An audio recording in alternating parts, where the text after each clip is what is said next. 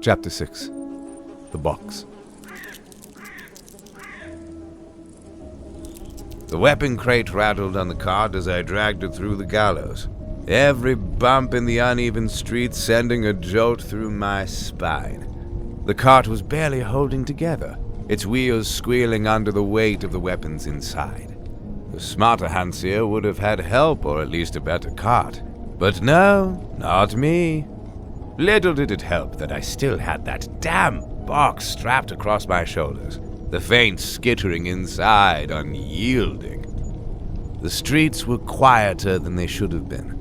The ash elves in the area didn't make noise unless it was from coughing or groaning. A group of them knelt near the corner of a crumbling alley, heads bowed, hands clasped in prayer.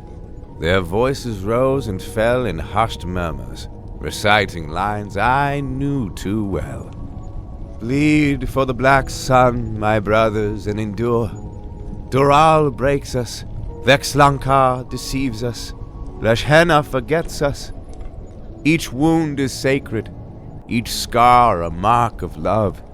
Bow to the abyssal ones, my sisters, and bear down.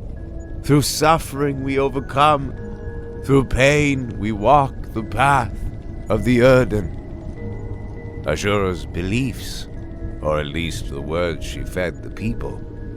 Glotha wasn't wrong to point that out, how fucked up it was. Poor girl. The wheels hit a patch of broken cobblestones and I stumbled, catching myself before my knees gave out. The crate on the cart shifted with movement, the dull clunk of metal inside reminding me of the hidden weapons I was hauling. I adjusted my grip on the handle and kept moving, forcing my body to push through the ache. Ahead, the shanties of the slums began to give way to something entirely different.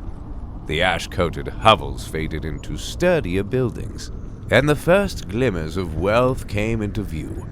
Lord Sylvanhugel's estate loomed on the horizon, its buildings pristine against the gray sky. Almost there, I muttered, though every nerve in my body screamed for me to stop. My legs ached, my shoulders burned, and the sweat running down my back only made it worse. But I kept moving, the estate drawing closer with every painful step.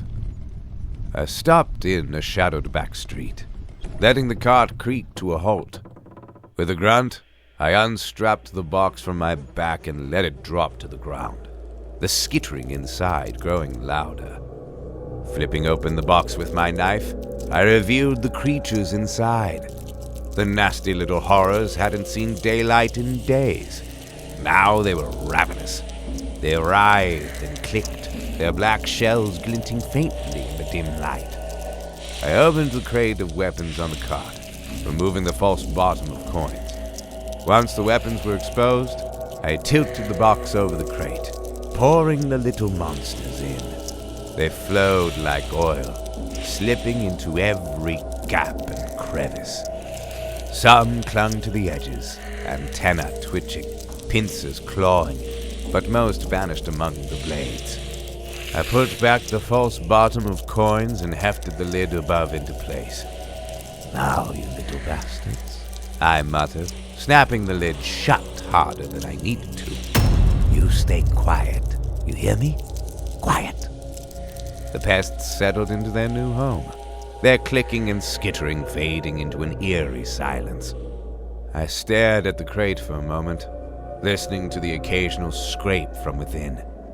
Then, with a tired grunt, I threw the empty box I'd carried since Valeswood into the gutter, grabbed the handles of the now infested weapon cart, and pushed onward.